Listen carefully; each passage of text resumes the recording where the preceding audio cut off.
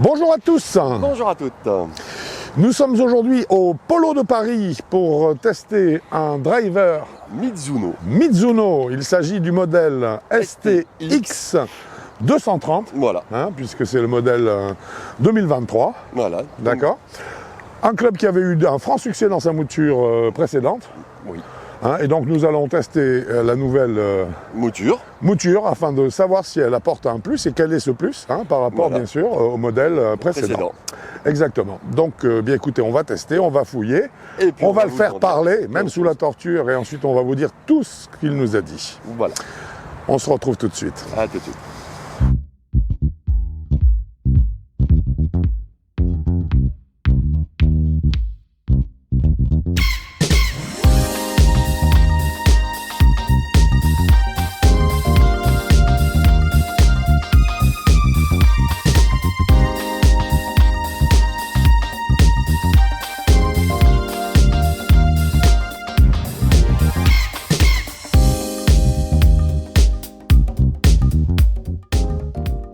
Eh bien ça y est. C'est fait. Mais oui, c'est fait, le driver Mizuno STX 230 n'a plus de secret pour nous. Plus beaucoup du moins. Plus beaucoup en tout cas, Ouais. exactement. Alors on est sur un driver d'un volume dans la tête, un volume de 460 cm3, donc le maximum légal. Un club que nous avons testé en 10 degrés et demi, Voilà. mais il existe dans d'autres lots, je Il crois. existe en 12 degrés et il existe en 9,5. Ok, et à chaque fois, ce sont des lofts qui sont Ajustable ajustables. à plus ou moins 2 degrés. Donc plus 2 Et moins 2. vers le haut et moins 2 2 vers le bas. Donc en fait, ça veut dire une amplitude de 4 degrés. Voilà, de 4 degrés. Donc le 9,5 est disponible en droitier-gaucher. Par contre, le 10,5 et 12 degrés sont disponibles que pour droitier ou droitière pour femmes. D'accord. Puisque la longueur du shaft pour homme sera, quoi qu'il arrive, de 45 inches. 45 pouces. 45 absolument. pouces et pour les femmes de 44.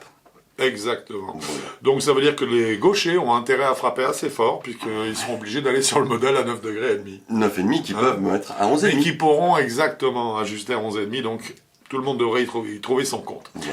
Une face de club sur ce driver qui est une face forgée en SAT 2041 Beta Titanium. C'est une face de club que nous connaissons bien, puisque Mizuno utilise ce type d'alliage depuis un certain nombre d'années. Et on doit dire que c'est effectivement un titane qui répond très bien. Voilà. C'est un club, une face de club qui est très agréable au toucher. C'est une face de club aussi avec un design particulier. Puisqu'elle est en multi-épaisseur. Voilà. C'est pour justement suivre quand les coups sont décentrés pour récupérer la trajectoire. Mais je crois que c'est du multiple épaisseur complexe, non? Oui, complexe. Donc c'est comme ça que Mizuno le présente en tout cas. Donc c'est Tu peux compliqué. nous expliquer Donc c'est compliqué. la complexité. Voilà. Enfin, en tout cas, c'est annoncé comme ça. Voilà. Donc, nous avons une semelle qui est en carbone en une seule pièce. C'est un élément qui est mis en avant également par la marque. Qui a pour but, parce que évidemment cette semelle centrale, en fait, est centrale. La partie carbone est centrale dans la semelle, c'est-à-dire qu'il y a encore un ajout de poids à l'arrière. Le fait d'alléger le milieu permet de donner plus de proéminence à la masse qui se retrouve en arrière ou en périphérie. Et donc, effectivement, ça permet d'augmenter la tolérance du club par un report de masse vers l'arrière. Donc une stabilité améliorée. Et puis, alors surtout, et pour finir, le point essentiel, ce driver STX 230 profite également de la Cortex Chamber. De la technologie Cortex Chamber, qui est une technologie qui nous a bluffé. Puisque c'est une petite masse, je crois, de 3 grammes qui est derrière la face de club, tout ça enveloppé dans un polymère. Et là, sur le STX, justement, comme c'est un club qui est dit comme trajectoire haute en draw, et cette masse est très légèrement vers le talon afin de faciliter la fermeture de club à l'impact. Exactement. Alors que sur un modèle STZ que nous avons déjà vu, la masse cette fois-ci était beaucoup plus proche. Elle est centrée. Elle est centrée et proche au contact pratiquement de la face de club. Et donc voilà la différence. Cette fois-ci, elle est asymétrique, donc décentrée vers le talon pour favoriser la fermeture du club et légèrement plus vers l'arrière pour augmenter sa tolérance. Ceci étant, l'effet Cortex, on le ressent tout de suite. On le ressent tout de suite, et puis on va voir le data aussi.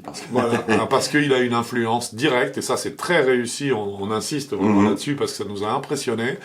Ça a une influence directe sur le taux de spin, puisque ça a tendance à rabaisser tous les taux de spin, ce qui est une très très bonne nouvelle. Voilà, je crois, pour l'aspect architectural. Hein. Oui.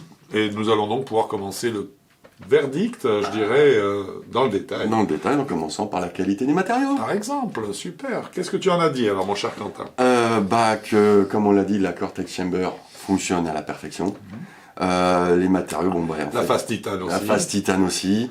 Il n'y a rien à dire sur ce club. La semelle carbone en une seule pièce, technologiquement, c'est un bel effort. C'est aussi très bien pour justement m'améliorer les positionnements de poids. Donc là-dessus, moi, j'ai rien à dire à part que c'est magnifique. Voilà. C'est parfaitement plié. Ouais. Donc il y a rien qui fort de dépasse. l'expérience du 220. Du 220. Hein, fort de l'expérience du 220, on a sur ce modèle 230, je dirais, une continuité. Ouais, et puis un raffinement encore un peu plus poussé, je trouve, sur ils ont un nom pour l'ajustement des matériaux et tout, c'est vraiment magnifique. Donc, forcément, 2 points pour ce driver STX.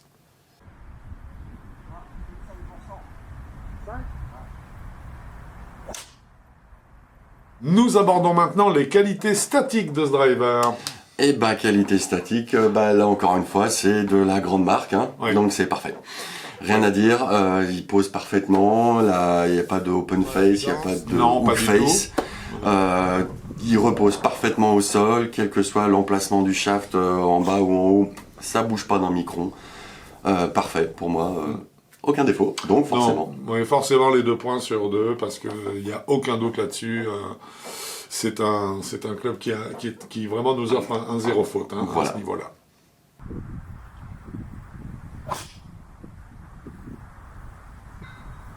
Stabilité et moment d'inertie à présent. Oui.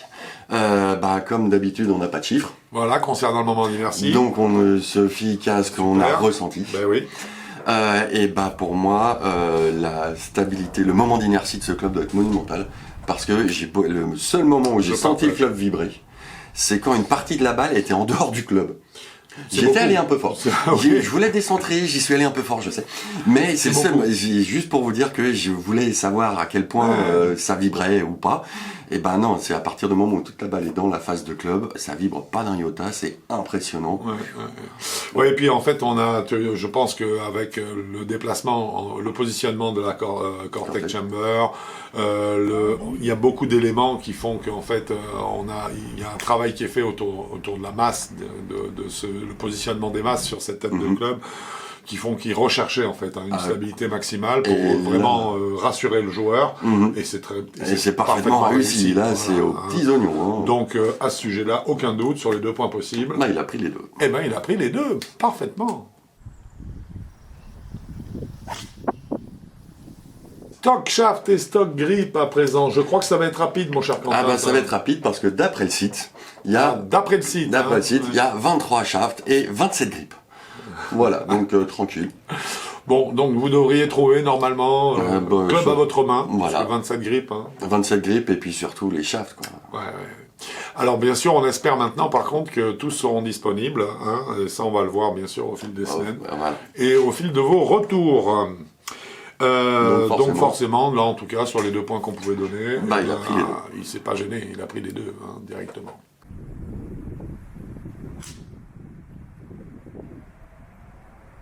Alors dis-moi, Quentin, on n'a que des 2 là jusqu'à maintenant. Oui, il n'y a que des 2. Sur 2. On va voir avec la puissance. C'est un peu effrayant, donc on va parler effectivement de puissance et de smash factor. Est-ce que tu as du data à nous donner? Oui, on a un data. Alors, on l'a obtenu facilement, même moi. Oui. 1,48, mais pas plus. Voilà. Toi, Monseigneur Smash Factor, qui est capable d'envoyer beaucoup de plus, là non. Non, il s'est bloqué à 1,48 aussi. Tous les 2 bloqués à 1,48. Tout petit bémol quand même, même s'il envoie les balles à une distance. Oui, c'est bien, c'est bien. Il n'y a pas de problème. Mais normalement, avec la Cortex Chamber et puis tout ce qu'il y a dedans, il aurait pu y avoir un petit plus. Oui, parce qu'on va le voir tout à l'heure, au niveau du spin, il y a des éléments qui laissaient entendre que ça irait plus loin. Et donc du coup, on a un petit peu minoré notre note, et au lieu de très légèrement, parce qu'en fait c'est infime. C'est pas beaucoup. C'est pas grand-chose. Simplement, au lieu de lui attribuer donc 2 points, nous lui avons attribué un point 75.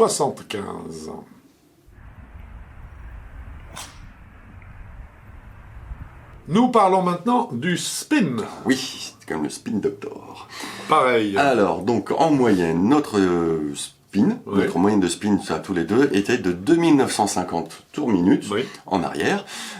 Donc c'est pas mal. J'avoue que là... 2500 la norme, hein, pour qu'on s'en souvienne. Voilà. Donc en fait c'est quand même très très bien, on est resté en dessous des 3000. Ce qui est pas 2500, c'est la norme pour les très bons joueurs, et puis surtout pour limite les low spin. Ah oui, disons que le low spin va commencer là, quoi. Hein, donc voilà, en tout cas, c'est la référence. C'est la référence, il est juste 500 tours au-dessus à peu près, ou 450. 450 tours minutes, ce qui est rien du sensible, tout. Même pas du tout. Enfin, moi, j'ai pas senti.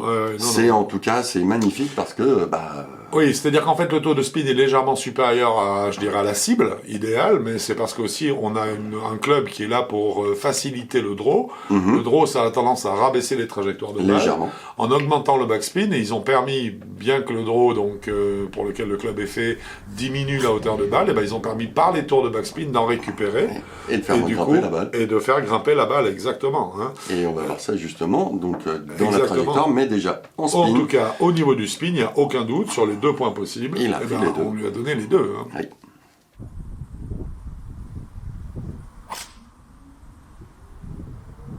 Nous parlons maintenant d'un élément essentiel, les trajectoires de balles. Voilà.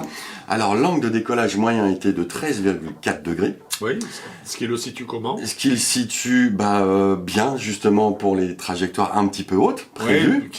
Prévues haute en draw. Qui est le but, oui. Qui est le but. Et puis, derrière, une balle haute, apex, moyenne, 35 mètres. Donc c'est réussi. C'est là ils sont en plein dans ce qu'ils ont annoncé. Absolument. Dans ce qui est annoncé, donc c'est très très bien. Absolument. Et donc ça veut dire que le taux de spin légèrement supérieur à 2005, ça fait il grimper était parfait légèrement. pour gagner quelques mètres et la mettre un peu plus haute. Et puis surtout, les trajectoires sont légèrement hautes en draw. On swing normal, prend sa part, et puis il y a une très belle pénétration de la balle en l'air. Si j'ai rien à dire là-dessus, les trajectoires sont magnifiques, prévues.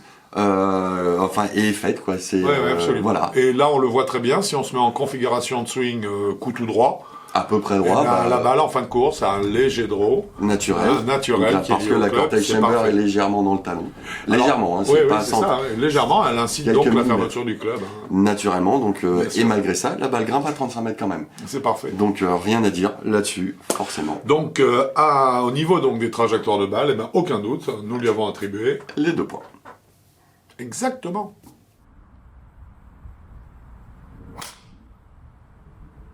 Nous allons maintenant parler des informations de retour que fournit le club, à savoir... le feedback. Le feedback.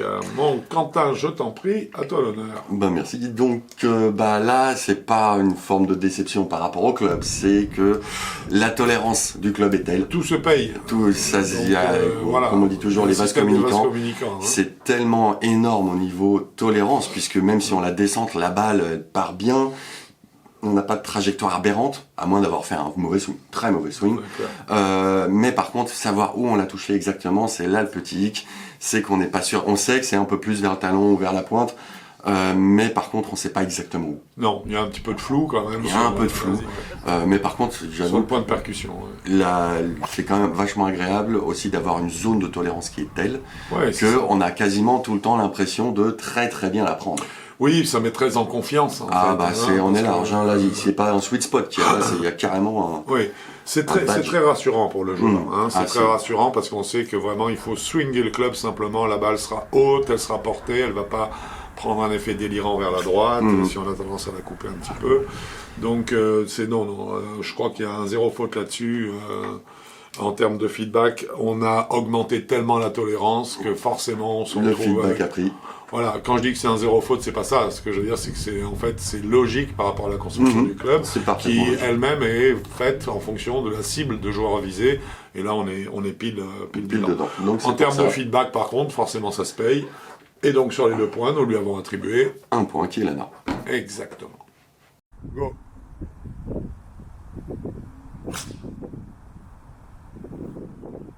Nous attaquons maintenant le chapitre que nous préférons, autant être honnête, puisqu'il va s'agir de nos sensations. De ce qu'on a ressenti. Oui.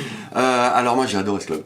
Ouais. Donc déjà, je pense qu'il est facile à jouer. Je sais que tu l'as adoré. Je l'ai beaucoup aimé. Beaucoup parlé. Parce qu'en plus, il est en plein dans les publics visés. Et puis il est parfait. Et là-dessus, il y a quasiment un zéro faute. Je le trouve facile à jouer. Il est rassurant, tolérant, mise en mouvement. Alors, comme qui rigole. Je trouver le bon shaft et puis vous aurez vraiment le club le plus facile à jouer quasiment. Et puis le plus facile qui amène en même temps une qualité de trajectoire de balle. Voilà, c'est pour ça que c'est très très agréable à jouer. Et là, j'ai pu me remettre. C'est un club où j'ai eu grand plaisir à me remettre dans les index justement dont on va parler, mais où je me dis, je cherche de l'aide un petit peu, et je l'ai. Et ça, c'était fabuleux. Le seul bémol pour moi, c'est le feedback, qui forcément lié à la tolérance. Parce que le club est très tolérant. Mais par contre, le bruit est génial. Vraiment, je reviens sur l'aisance. Oui, mais on a un équilibrage très moderne, je trouve, où vraiment le club ne demande aucun effort pour tourner autour du corps. C'est un club. Pour moi, ça fait partie des clubs qu'on peut taper en le sortant du coffre. Voilà, je pars dans 2 minutes. J'ai pas eu le temps de m'échauffer. C'est pas grave, on y va. Là, on a le club qu'il faut parce que c'est bien équilibré, c'est moderne, comme je le disais. C'est efficace, donc rien à dire. Moi, je partage totalement ça avec toi et je trouve également que le seul petit bémol, ça a été cette tolérance qui fait qu'on a moins de définition du point d'impact avec la balle. Alors que quand on la frappe, il y a une super... Mais la sensation de frappe reste très très agréable. Voilà. Bon, au bout du compte, sur les 4 points que nous pouvions donner, nous sommes arrêtés à 3 points et demi, ce qui est j'ai quand même propre un peu. Beaucoup. Mais le club le mérite, c'est un excellent driver, donc aucun doute. Eh bien, tout ça va nous donner une note finale de 18,25. Et donc, on est à 18,25. Le modèle précédent avait attrapé un 18. Un beau 18, déjà. 18,25, un peu plus, moi, perso. Je suis assez d'accord que ce modèle-là amène un petit plus. Tout petit, mais c'est pas tout à fait le même. Le précédent, c'était standard. Là, c'est haut en gros, Mais vraiment, non, c'est un club qui est très bien. Très propre. 18,25 donc, pour une gamme de joueurs. De 18 à 27, de 10 à 27, donc ça ratisse large. Ça ratisse bien. Donc c'est pour les experts et les confirmés. Exactement. Et le prix maintenant. Le prix est de 549 €. Voilà. Et là encore, bravo Mizuno. D'avoir gardé des tarifs. Voilà. Surtout à une époque où en fait on casse maintenant. Oui. Et on casse allègrement la barre des 600, voire des 650 € sur certains drivers, voire 700 et 750 sur d'autres. Rester en dessous des 600 et là précisément à 550, 549 pour être exact. C'est une très belle performance qui est évidemment bienvenue en ces temps difficiles. Eh oui. Mon cher Quentin, mon cher Franck, cette vidéo est terminée. Eh oui. J'espère qu'elle vous aura plu. Nous espérons qu'elle vous aura plu avant tout. Quant à nous, sur un parcours quand il fera un peu meilleur. On va faire comme ça. Et d'ici là, on va rester un petit peu sur... autre chose, chez avigolf.com. C'est ce que je voulais dire. Bon golf à vous. Au revoir.